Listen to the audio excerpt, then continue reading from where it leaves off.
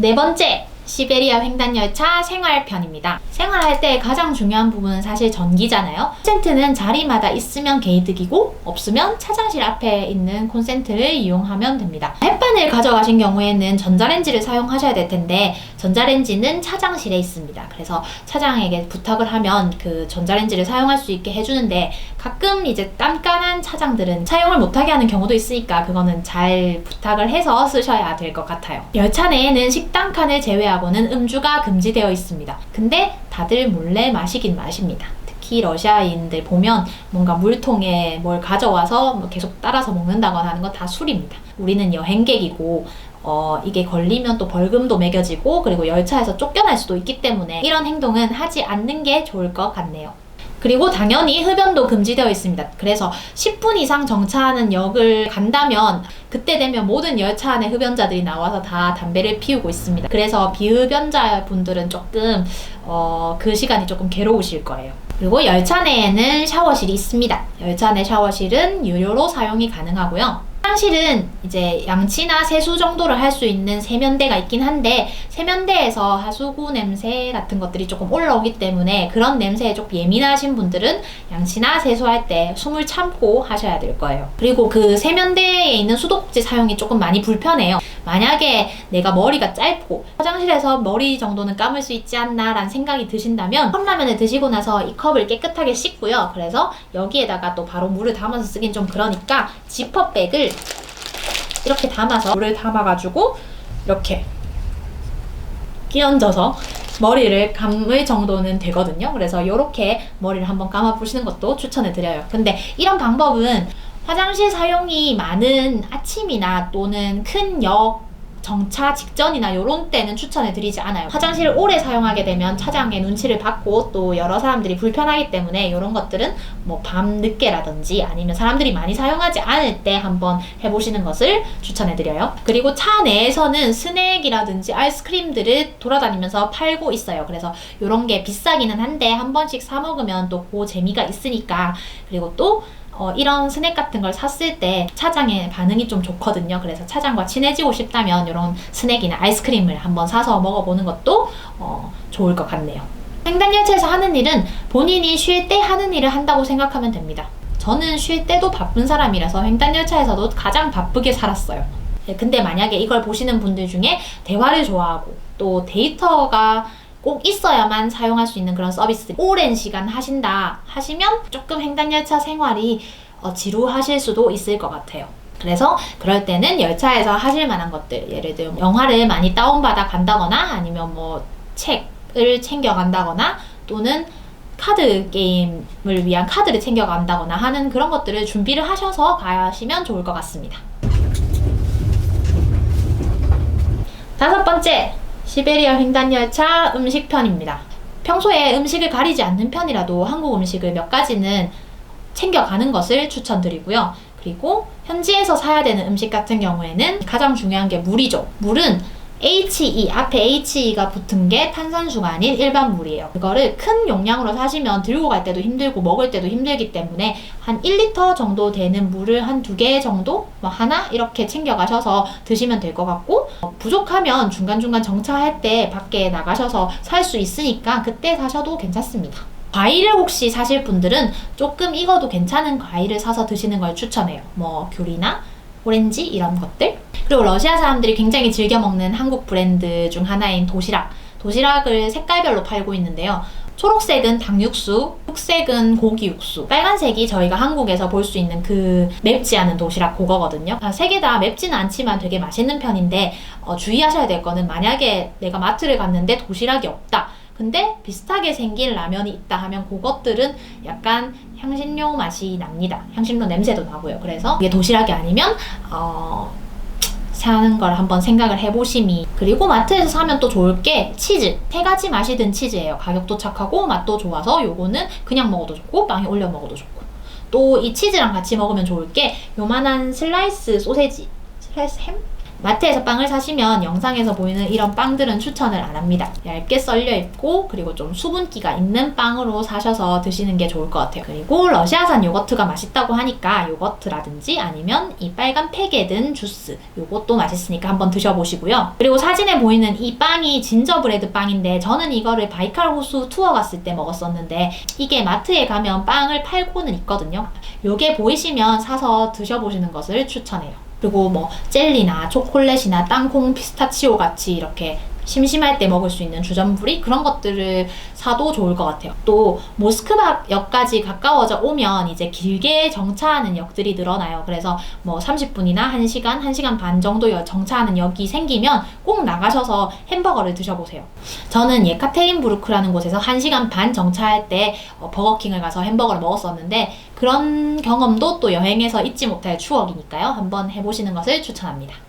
그리고 역사 밖에 이제 가판대에서 판매하는 이 오물과 포지 등은 흥정이 가능합니다. 그래서 흥정해서 사셔서 드셔보세요.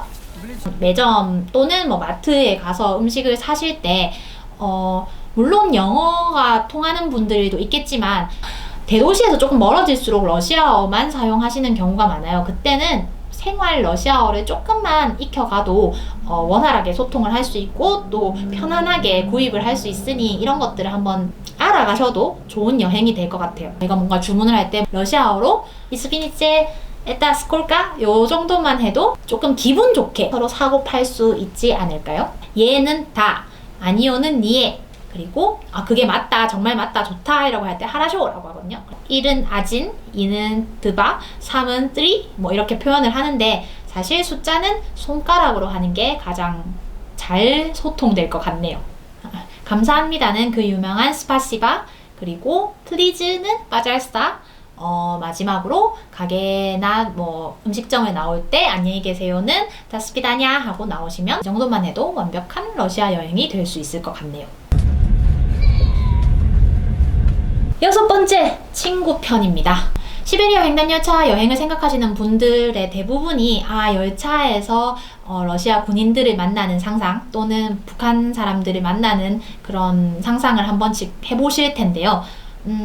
사실 그럴 수도 있고 안 될 수도 있어요. 러시아 군인들도 제대하는 타이밍이 있습니다. 대신 차에는 애기들이 생각보다 많이 타요. 그래서 러시아 아이들과 친해지고 싶다면 아까 말했던 마이쮸 그런 것들 챙겨가시고 또 핸드폰에 스노우 앱을 깔아가셔서 이렇게 보여주고 같이 놀면 진짜 빨리 친해질 수 있어요.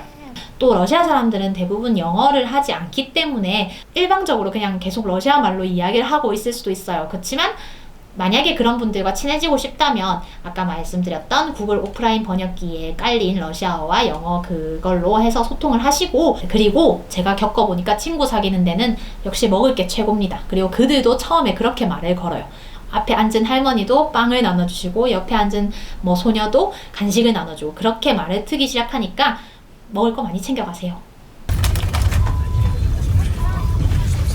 7번째, 마지막 편은 불편입니다. 아무래도 열차 안에서의 생활이 편하지만은 않겠죠. 그래서 제가 생활하면서 불편한 점들을 조금 정리를 해봤는데요. 가장 문제는 사실 냄새였어요. 일단 사람한테서 나는 냄새가 있고요. 이거는 타기 전까지 어떻게 알 수가 없는 부분이라서 주변에 냄새가 나는 사람이 타지 않기를 그냥 간절히 바라는 수밖에 없고요. 두 번째는 화장실 냄새. 화장실 냄새 또한 이제 기차마다 케바케라서 요거 화장실 냄새도 조금 힘들었고, 그리고 음식, 도시락 말고 다른 라면에서 나는 향신료 냄새라든지 감자 퓨레 냄새 그런 것들이 열차 칸에 나게 되면 조금 힘들었고요. 담배, 흡연자들이 이제 10분 이상 정차하는 역에서 흡연을 할 경우에 담배 연기 같은 게 비흡연자인 저로서는 조금 불편한 부분이었어요. 그리고 열차에는 정차 안내가 따로 없어요. 뭐 어느 역에서 몇 분 멈춘다, 몇 분 뒤에 출발한다 이런 게 전혀 없기 때문에 열차를 놓치지 않기 위해서는 정차 시간표를 꼭 체크하셔야 되고요. 또 뭐 모바일을 쓰고 있는데 갑자기 데이터가 터진다, 아니면 열차가 조금씩 느려진다 하면 그게 정차역이 가까워졌다는 신호입니다. 그리고 열차 안에 칸 내에는 지금 현재 3등석 같은 경우에는 개별 전등이 따로 없어요. 그래서 소등 시간도 칸마다 또 날마다 다르기 때문에 이 부분도 조금 불편한 점 중에 하나였어요. 그리고 가끔 늦은 시간에 정차역이 아닌 데서 기차가 멈추고 또 경찰들이 들이닥쳐서 여권 검사를 하거나 이렇게 검문을 할 때가 있었어요. 열차에는 정말 많은 사람들이 타고 내리기 때문에 그 중에서 범죄자가 있을 수도 있는 거고, 또 아까 말씀드린 뭐 흡연이나 음주 이런 범법을 저지를 수도 있기 때문에 그런 부분을 잡기 위해서 그렇게 불시에 검문을 할 수가 있는데, 밤늦은 시간에 자다가 갑자기 그런 일을 당하게 되면 조금 사람이 무섭잖아요. 그래서 이런 부분도 불편할 수 있겠다라고 생각을 했고요. 또 열차 안에는 생각보다 승객들이 자주 바뀝니다. 큰 역이 있으면 큰 역에서 우르르 탔다가 또 다음 큰 역에 또 우르르 내리고, 아니면 밤에 탔던 사람이 자고 일어났더니 아침에 없고, 이런 경우들이 되게 많아요. 그래서 생각보다 오래 같은 사람과 같은 칸에 있지 않기 때문에 그 사람들과 친해지는 게 좀 어려울 수도 있어요. 그 짧은 시간에 우리가 정을 나누고 또 서로 적응하기에는 조금 힘든 점이 있어서 엄청난 인싸력을 가지지 않고서는 열차를 탔을 때 모든 사람들과 친해지기는 어려울 거예요. 마지막으로는 시차입니다. 이르쿠츠크에서 모스크바까지 가는 동안 총 4번의 시차가 바뀌었어요. 그러니까 열차를 타는 시간대에 따라서 시차가 바뀌는 시점이 조금 다르겠지만, 저는 그 시차가 바뀌는 시점이 아침이어가지고 이틀 연속 두 번 이렇게 바뀌는데 하루가 끝나지 않는 그런 느낌을 받았거든요. 그래서 이런 만약에 시차에 조금 예민하신 분들이라면 불편함을 느낄 수 있을 것 같네요. 시베리아 횡단열차를 이런 분들한테는 꼭 추천을 합니다. 혼자만의 시간이 적극적으로 필요한 분들, 또 문명의 혜택에서 조금은 떨어져도 괜찮은 사람, 또는 어마어마한 인싸력을 바탕으로 전 세계인과 친구가 한번 되어보겠다 하는 사람, 이런 사람들한테는 시베리아 횡단열차를 적극적으로 추천하고요. 반면에 집에서 혼자 있을 때 침대 위에서 3시간 이상 혼자 뒹굴거리기 힘든 분들이 있다면 그분들에게는 추천하지 않습니다. 아마 횡단열차에서 너무너무 힘드실 거예요. 자, 오늘 준비한 시베리아 횡단열차 사용백서 영상은 여기까지고요. 참고하셔서 좀 더 즐겁고 윤택한 횡단열차 여행을 하셨으면 좋겠습니다. 이 영상이 여러분들에게 도움이 되셨다면 좋아요, 구독 한 번씩 부탁드릴게요. 그러면 오늘도 즐거운 여행하세요. 안녕!